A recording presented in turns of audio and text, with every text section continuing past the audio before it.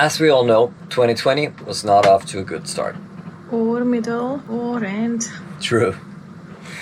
Since I already lost most of the gigs that I had booked for this year, I pretty quickly decided that I would try to rent out my boat for a couple of weeks to get a grip on my finances. I have actually done this before a bunch of times, and as long as you make sure that your insurance covers anybody, even rental clients, you should be fine.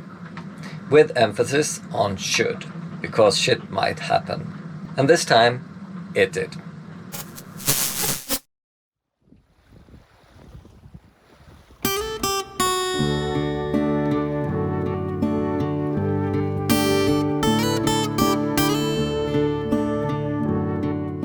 Last time on She Rules the Waves, I told you about my preferences in the hunt for a blue water liveaboard. I was stuck in the ice for a while, but eventually got out and got to try my new A2 Jenniker, and sadly had to say goodbye to my now swimming Karma drone. This time, I'll tell you the story of a rental gone wrong and the summer we had after it was all finally sorted. And as always, if you like these bi-weekly videos, please don't forget to subscribe.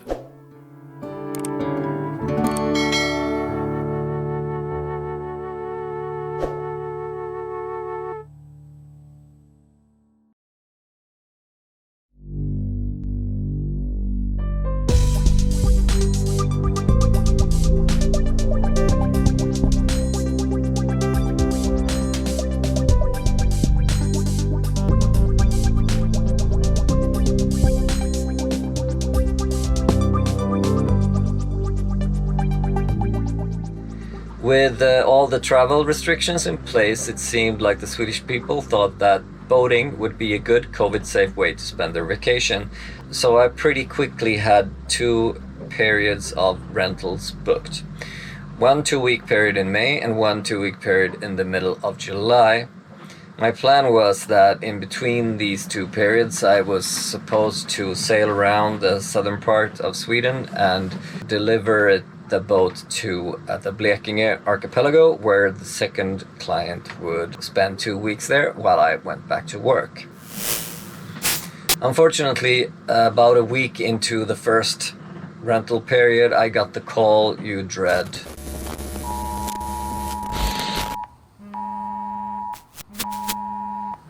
The client had hit ground on the south coast outside of Trelleborg, and he was towed into the harbor. They made a short inspection and decided that she was not going to sink, thankfully. So it was safe for him to take the boat back up to Limhamn, where the shipyard boat consult would haul her out and make a proper inspection. As she was lifted out of the water, I pretty much figured that this was going to be a time-consuming job, and my plans had to change.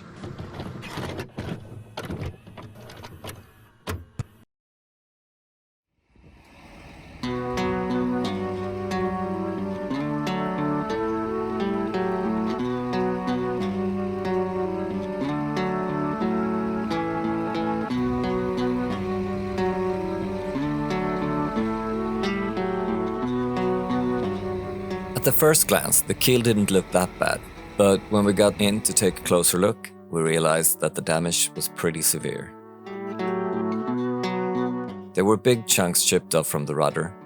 The foresail was totally ripped by the flapping while being on ground, and the cracks in the bilge and chafing of the keel meant that the keel had to come off.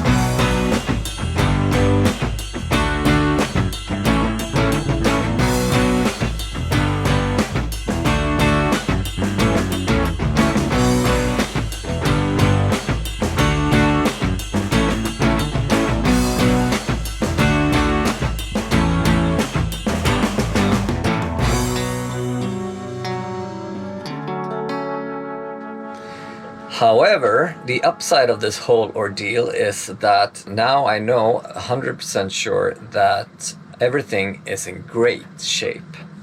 The former owner stripped the anti-fouling and put on a bunch of layers of epoxy a few years back, so I already knew that the bottom was in good shape, but now I know that the keel bolts, the ceiling in between, the grid that makes the stability in the bottom of the boat, the bilge, the rust protection, everything is in great professional order. So that's kind of a relief. Ooh, that's nice, isn't it? Yes, exactly. That's what I said.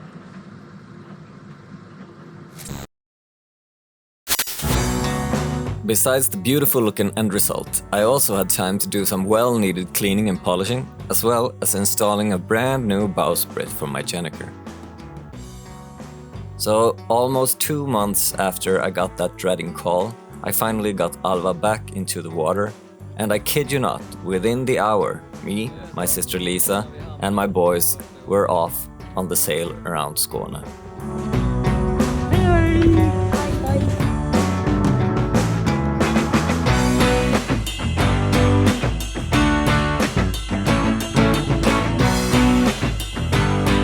We stopped for the night in the Falsterbo Canal, had one of the best gluten-free pizzas I've ever had, and watched a mesmerizing sunset.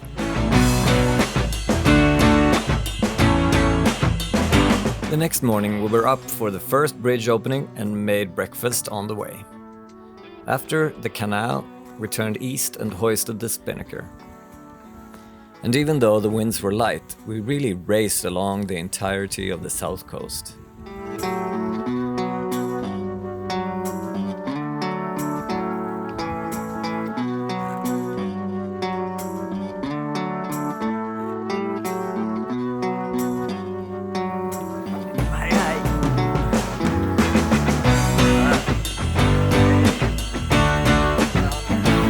Vi seglar spinnaker och vi går i nästan 6 knop.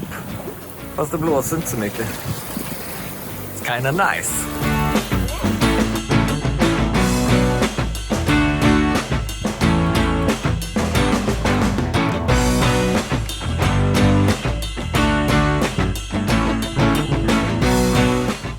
After we passed the famous archaeological site of Ala stenar, we turned north and had a lovely beam reach up to the town of Skillinge, where we stopped to visit friends and enjoy some unexpected live music on the dock.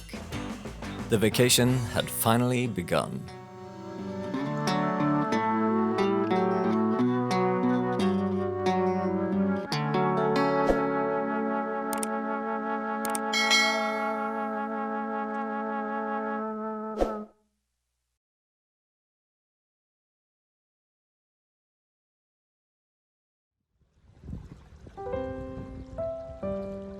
After the visit to Skillinge, we kept sailing northeast up to the island of Kära, where we enjoyed a day or two before handing over the boat to the nice family of renters.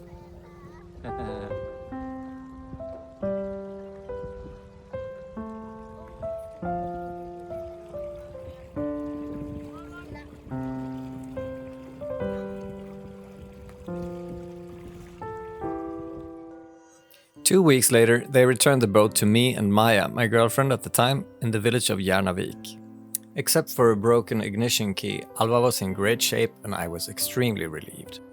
Me and Maja sailed further east to Karlskrona, where she took the train back home to Denmark.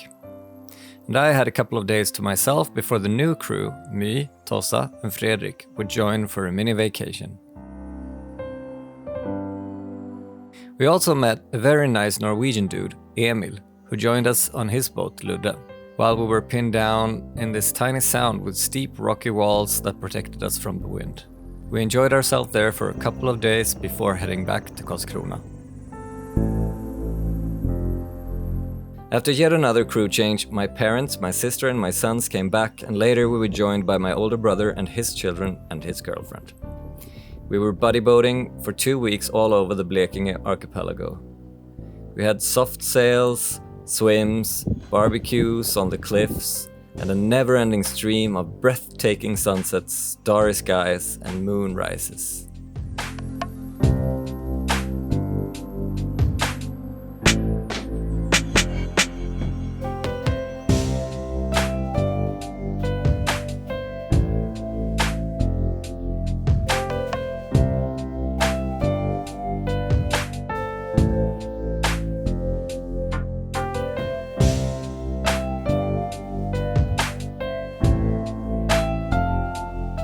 And a few weeks later, I was once again joined by Tossa and me to start the sail back home to Limhamn.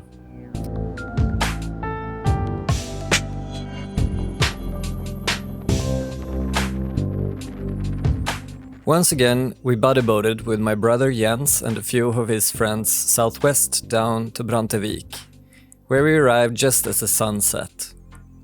After a typical Swedish summer dinner, we spent a, let's call it late night, with a few of the local restaurant employees. The next day, we continued on our own, with the increasing winds right on our nose. We were tacking back and forth until we finally made it around the corner of Sandhammaren. And after checking the weather again and realizing it was going to rise into the 30s, we decided to ride it out in the village of Kåsaberga, where we spent the evening safe inside the breakwater before watching the sunset up by Alestena.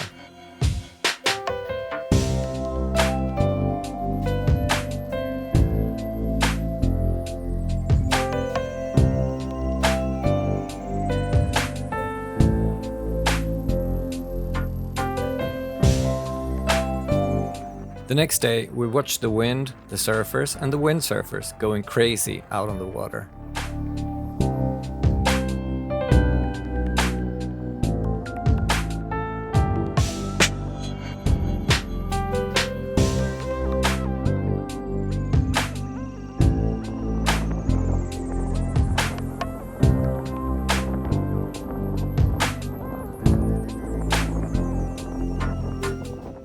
And then we had to hide from a rainstorm. After checking the weather forecast again, we finally decided to give up and go home by land and wait until the storm was over. But a few days later, me and my sister Lisa came back once again to sail Alva the last stretch back home. We sailed through pretty hard winds that later died down completely.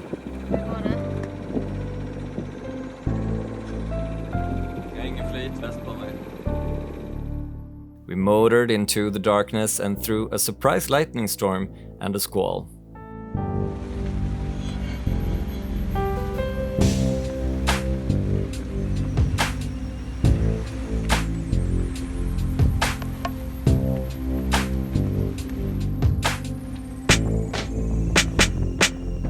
We rested a few hours in the canal and waited until the bridge opened in the morning.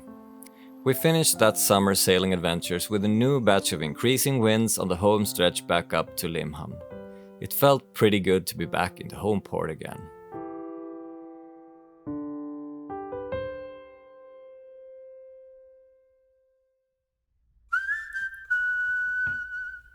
So, we're back in March 2021, and that was a recap of my adventures during 2020. Except for the green fuzz on the rudder here, it feels good to see that the bottom is still in great shape. And after the recent debacle with the swimming Karma drone, I decided to invest in a GoPro that's waterproof.